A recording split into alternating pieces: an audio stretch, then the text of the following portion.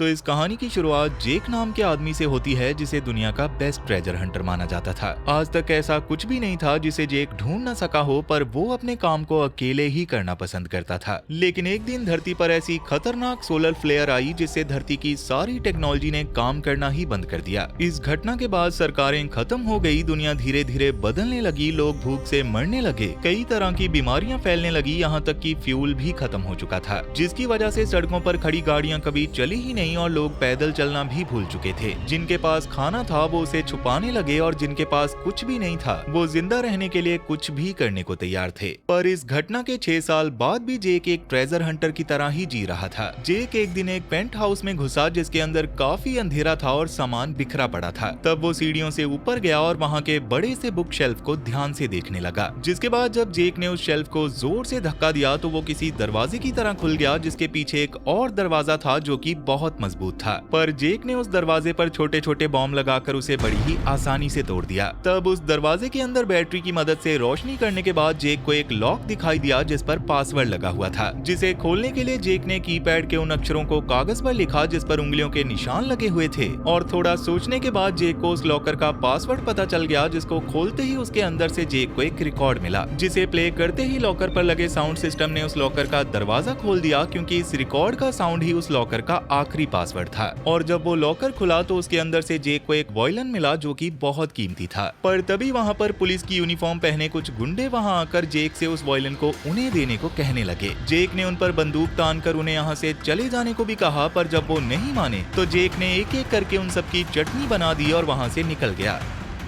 खैर, अब यहाँ से निकलकर जेक एक बहुत ही बड़ी फैक्ट्री में गया जिसकी रखवाली के लिए उस फैक्ट्री के बाहर काफी सारे गार्ड्स खड़े थे। उस फैक्ट्री के अंदर आकर जेक की मुलाकात एंजल नाम की बहुत ही खूबसूरत लड़की से हुई और जेक उसे अपना ढूंढा हुआ वो कीमती वॉयलिन देने आया था। मगर जब एंजल ने जेक के हाथ में उस वॉयलिन को देखा तो वो हैरान रह गई, क्योंकि आज तक इस वॉयलिन को कोई नहीं ढूंढ पाया था। तब जेक के इस काम से खुश होकर एंजल ने उसे कहा कि किंग ऑगस्ट तुमसे एक और काम करवाना चाहते हैं। लेकिन जैसे ही एंजल ने जेक से कहा कि तुम्हें इस मिशन को करने के लिए दूसरे देश में जाना होगा, तो ये सुनते ही जेक ने इस मिशन को करने से इनकार कर दिया, क्योंकि वो जानता था कि दुनिया भर में खतरनाक बीमारियां फैली हुई हैं, लोग एक दूसरे की जान ले रहे हैं और अगर जेक वहां गया तो वो भी मारा जाएगा। इसलिए जेक ने एंजल की एक नहीं सुनी और वहां से चला गया। लेकिन जब एंजल ने इसके बारे में किंग ऑगस्ट को बताया तो किंग ने कहा कि तुम चिंता मत करो, क्योंकि मैं अच्छे से जानता हूँ कि जेक से ये काम कैसे करवाना है। तो अब यहाँ से निकलकर जेक अपने घर आ गया, जो कि असल में एक पुरानी बोट थी। तब अंदर आकर जेक ने सबसे पहले अपने कुत्ते को खाना खिलाया और फिर उस वॉयलिन के बदले में मिले हुए इनाम को देखने लगा। उस बैग के अंदर कुछ पैसे, थोड़ा खाना, जेक के रोजाना जिंदगी में काम आने वाली चीजों के साथ साथ एक रिकॉर्ड भी था, जिसे प्ले करने के बाद जेक ने काफी सारी शराब पी और सो गया। तब सपने में जेक ने खुद को एक बोट में देखा जहाँ वो बिल्कुल अकेला था और ये नजारा बहुत खूबसूरत था। लेकिन तभी अचानक किसी के चिल्लाने की आवाज सुनकर जेक की आंख खुल गई और जेक जब बंदूक लेकर बाहर आया तो वहाँ एक गार्ड लटका हुआ था। दरअसल जेक ने अपने घर के आसपास कई तरह के जाल बिछाए हुए थे ताकि कोई आसानी से अंदर न आ सके, और वो गार्ड भी उन्हीं में से एक जाल का शिकार हो गया था। तब जैसे ही उस गार्ड ने जेक को बताया कि मैं यहाँ किंग ऑगस्ट के कहने पर आया हूँ और वो तुम्हारा इंतजार कर रहे हैं, तो जेक उस आदमी को छुड़वाए बिना ही सीधा किंग ऑगस्ट के पास चला गया। जेक जब वहाँ पहुंचा तो किंग ने जेक से कहा कि पता है ये दुनिया क्यों खत्म हो गई, क्योंकि लोग खुद से ज्यादा टेक्नोलॉजी पर भरोसा करते थे और उस सोलर फ्लेयर के बाद जैसे ही टेक्नोलॉजी खत्म हुई तो लोगों को ये बहुत भारी पड़ा। पर तुम उन सब लोगों से बिल्कुल अलग हो, इसलिए मैं जानता हूँ कि तुम ही हो जो मेरा ये काम कर सकते हो। तुम पेरिस से मुझे मोनालिसा नाम की वो मशहूर पेंटिंग ला कर दोगे जो सोलर फ्लेयर से पहले दुनिया की सबसे कीमती पेंटिंग थी। जिस पर जेक ने कहा कि पेरिस तो उन पहले शहरों में से एक था जो सोलर फ्लेयर में सबसे पहले जलकर राख हो गए थे। मगर ये सब सुनने के बाद किंग ने उसे बताया कि जब ये सब हुआ था तो फ्रेंच गवर्नमेंट ने हर तरह के खजाने को एक सीक्रेट फैसिलिटी में डाल दिया था। मैं तुम्हें इस मिशन को करने के लिए खाना और तुम्हारी जरूरत की हर एक चीज दूंगा, और जब तुम इस मिशन को पूरा कर लोगे तो तुम्हें इनाम के तौर पर एक बोट दी जाएगी जिस पर तुम पूरी दुनिया घूम सकते हो। और बोट के लालच में आकर जेक ने भी इस मिशन के लिए हाँ कर दी।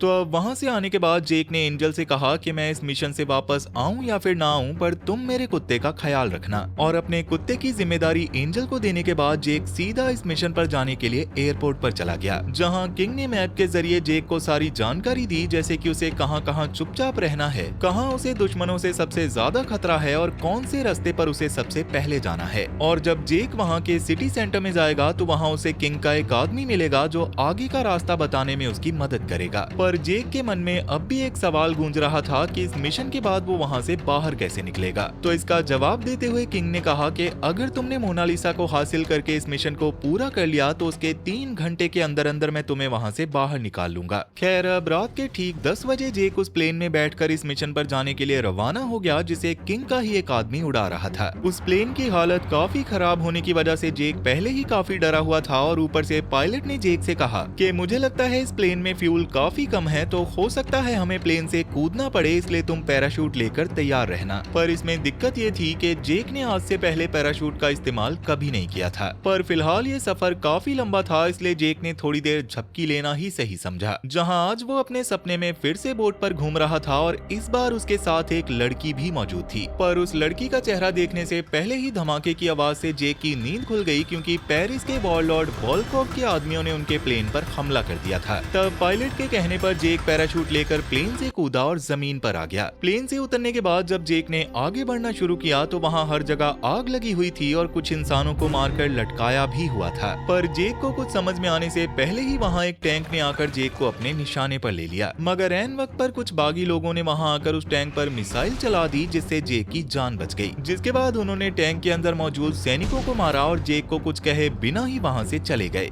वहीं इस शहर के अंदर वॉलकॉफ के लोग उसके कहने पर आम नागरिकों पर जुल्म ढा रहे थे, क्योंकि वॉलकॉफ बहुत ही बुरा आदमी था। वॉलकॉफ ने इस वक्त अपने सामने एक लड़के को उसके साथ चेस खेलने के लिए बिठाया हुआ था, क्योंकि ये खेल वॉलकॉफ को बहुत पसंद था। वो अपने रास्ते में आने वाले हर एक आदमी के साथ पहले चेस खेलता है और उसके हार जाने पर उसे मौत के घाट उतार देता है। मगर जैसे ही वॉलकॉफ ने नोटिस किया कि उसके सामने बैठे लड़के को चेस खेलना नहीं आता, तो उसने बिना किसी देरी के उसे गोली मार दी। जिसके बाद वॉलकॉफ के सबसे खास आदमी ग्रेनिच ने उसके पास आकर उसे बताया कि आज एक आदमी प्लेन से कूदकर हमारे शहर में दाखिल हुआ है। और ये सुनकर वॉलकॉफ ने जल्दी से उस आदमी को ढूंढने का आदेश दे दिया।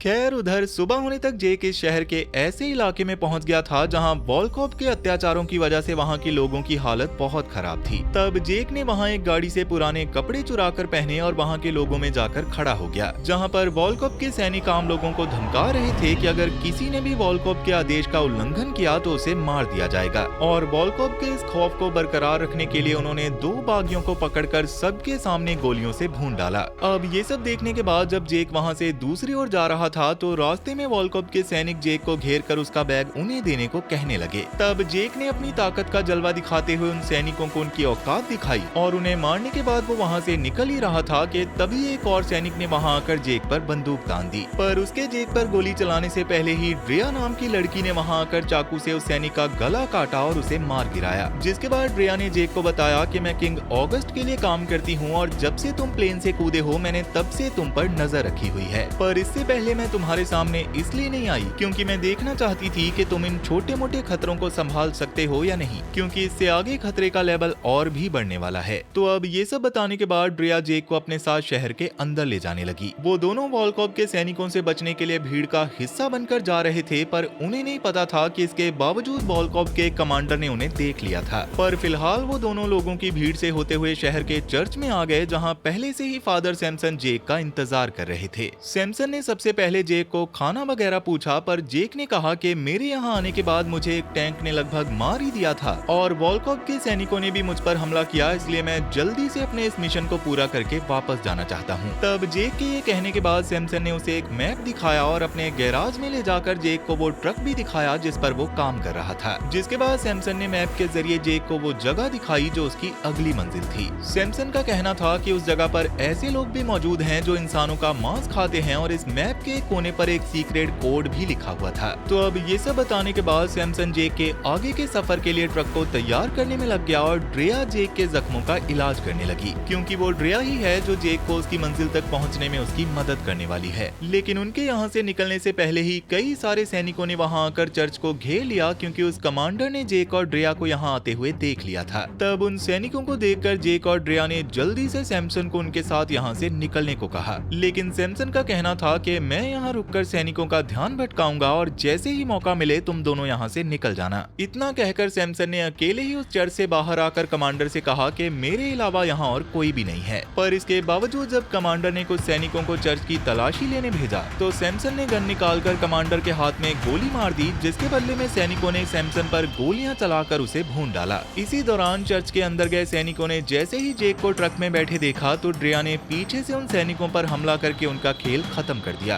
अब वैसे तो बाहर सैमसन पर चल रही गोलियों की वजह से ड्रेया की चलाई गई गोलियों की आवाज बाहर सुनाई नहीं दे रही थी, पर उन सैनिकों को मारने के बाद वो जैसे ही ट्रक में बैठी तो जेक ने म्यूजिक सिस्टम पर अपना फेवरेट गाना लगा दिया, जिसकी आवाज सुनते ही कमांडर ने चर्च पर टैंक से गोले चलवा दिए। पर जेक ने बड़ी ही चालाकी से ट्रक को बाहर निकाला। सैनिकों ने उस पर गोलियां भी चलाई, पर इसके बावजूद जेक ने बड़ी ही बहादुरी से ट्रक को टैंक के ऊपर से कुदाया और वहां से निकल गया। मगर उन सैनिकों ने अब भी उन दोनों का पीछा नहीं छोड़ा था। जेक अब ट्रक को यहाँ से सीधा एक चेक पॉइंट की ओर ले गया और वहाँ पर भी कुछ सैनिक तैनात थे। पर अब तक जेक को ये समझ आ चुका था कि उनका ट्रक बुलेट प्रूफ है, इसलिए उसने ट्रक को सीधा उस नाके के ऊपर से ही निकाल लिया। लेकिन तब तक काफी सारे सैनिक उनके पीछे पड़ चुके थे, इसलिए उनसे बचने के लिए ड्रेया के कहने पर जेक ने गाड़ी टनल में घुसा दी। पर जब वो टनल से बाहर निकले तो उनके सामने एक टैंक खड़ा था, जिसने धमाके से उनके ट्रक को उड़ाने की कोशिश भी की, पर जेक ने बड़ी ही चालाकी से ट्रक को इससे बचाया और फिर से गाड़ी को दौड़ाना शुरू कर दिया। पर अब कई सारे सैनिक उनका पीछा करने लग गए थे, जिनमें से कुछ बाइकर्स को तो ड्रेया ने ग्रेनेड की मदद से गिरा दिया, पर एक गाड़ी अब भी उनका पीछा कर रही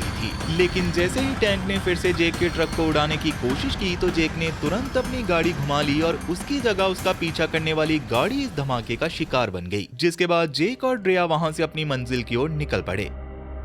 खैर अब काफी लंबा सफर तय करने के बाद यानी कि रात के वक्त जेक और ड्रेया आराम करने के लिए एक जगह पर रुक गए, जहां बातों ही बातों में जेक ने ड्रेया से पूछा कि फादर सैमसन ने मेरे उस पेंटिंग तक पहुंचने के लिए अपनी जान दे दी और तुम भी मेरी मदद कर रही हो, जबकि तुम्हें अच्छे से पता है कि इसमें तुम्हारी जान भी जा सकती है। पर मुझे ये समझ नहीं आ रहा कि आखिर उस पेंटिंग के लिए लोग अपनी जान देने को भी क्यों तैयार हैं। जिस पर ड्रेया ने जेक को बताया कि ये सब सिर्फ उस पेंटिंग के लिए नहीं है। उस पेंटिंग को जिस वॉल्ट के अंदर छुपाया गया था उस वॉल्ट को वॉल्कोव भी ढूंढ रहा है, क्योंकि उस वॉल्ट के अंदर सिर्फ वो पेंटिंग नहीं है, उस वॉल्ट के अंदर बहुत सारे हथियारों को भी छुपाया गया था और वॉल्कोव उन हथियारों को पाना चाहता है। और मैं तुम्हारी मदद इसलिए कर रही हूँ ताकि तुम्हारे जरिए हम उन हथियारों तक पहुंचकर वॉल्कोव का मुकाबला कर सकें। अब इसके अगले दिन वॉल्कोव ने भी अपनी ट्रेन के जरिए उस हथियारों वाले वॉल्ट को ढूंढना शुरू कर दिया था, जिसके दौरान कमांडर ने वॉल्कोव को बताया कि वहाँ बस वो पादरी नहीं बल्कि दो और लोग भी थे जिनके पास एक ट्रक था। हमने उन्हें रोकने की बहुत कोशिश की, पर उन दोनों ने ही हमारे 20 आदमियों को हरा दिया। मगर वॉल्कोव को इस बात से इतना गुस्सा आया कि उसने गुस्से में अपने कमांडर को ही मार डाला। वहीं दूसरी ओर जेक और ड्रेया एक जेल के पास पहुंच चुके थे, जहां उन्हें एक तिजोरी मिलने वाली थी। पर इस जगह को देखकर ड्रेया बुरी तरह से डरी हुई थी, क्योंकि यही वो जगह है जहां नरभक्षी रहते हैं। तब इसी दौरान जैसे ही उन्हें आसपास किसी के होने का एहसास हुआ तो वो दोनों जल्दी से उस बिल्डिंग के अंदर चले गए।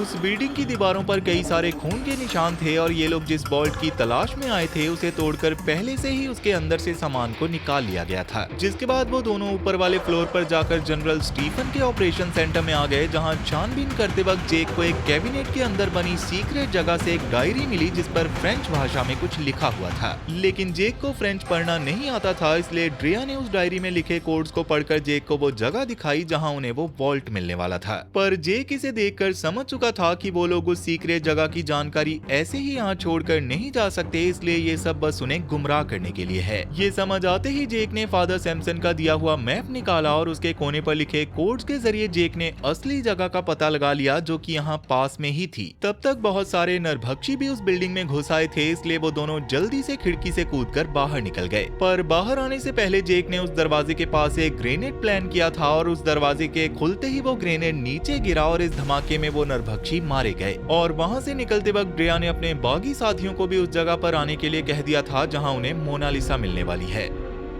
खैर अब जेक और ड्रिया के जाने के बाद वॉल्को भी उस नरभक्षियों वाली जगह पर आ पहुंचा था, जहां उस बिल्डिंग के अंदर उसे भी वो डायरी मिल गई जिसके जरिए उसने उस लोकेशन का पता लगा लिया जहां उन्हें वो वॉल्ट मिलने वाला था। पर इसी बीच उन्हें यूवी लाइट के जरिए मैप पर लगे हुए ड्रिया और जेक के उंगलियों के निशानों से ये पता चल गया कि असल में वो किस तरफ गए हैं। इसलिए वॉल्को अपने आदमियों के साथ जेक और ड्रिया का पीछा करने लगा। वहीं जेक और ड्रिया अब तक उस वॉल्ट वाली लोकेशन पर पहुंच चुके थे जहां ड्रिया ने ताले को काटकर गेट को खोला और वो दोनों अंदर आ गए। उस बिल्डिंग के अंदर अब भी बिजली से चलने वाली हर एक चीज काम कर रही थी, जिसे देखकर वो दोनों हैरान थे। लेकिन थोड़ी देर बाद वहां लगी मशीनों को चेक करने के बाद जेक को समझ आया कि ये मशीनें सोलर सिस्टम की वजह से अभी तक चल रही हैं। तब इसी दौरान ड्रिया के हाथ में उस जगह का ब्लूप्रिंट लग गया, जिससे उन्हें समझ आ गया कि उस वॉल्ट को अभी तक खोला नहीं गया है। पर इस वॉल्ट को बाहर से खोला नहीं जा सकता था, इसलिए जेक ने फैसला किया कि वो वेंटिलेशन सिस्टम से होता हुआ उस वॉल्ट के अंदर जाकर उसे खोलेगा। पर वेंटिलेशन सिस्टम के अंदर एक बहुत ही बड़ा पंखा लगा हुआ था, इसलिए ड्रिया ने कहा कि तुम आराम से जाओ और मैं तब तक इस पंखे को बंद कर दूंगी। तो अब ये सारी प्लानिंग करने के बाद जब जेक ऊपर वाले फ्लोर पर गया तो उसे वहाँ एक रस्सी मिल गई, जिसे वहाँ लोहे की एक मशीन से बांधने के बाद जेक ने अपने बैग को फाड़कर सेफ्टी बेल्ट की तरह पहना और उससे रस्सी को बांधकर वो धीरे धीरे वेंटिलेशन चैम्बर में उतरते हुए उस बड़े पंखे के पास जाकर ड्रिया के उस पंखे को बंद करने का इंतजार करने लगा।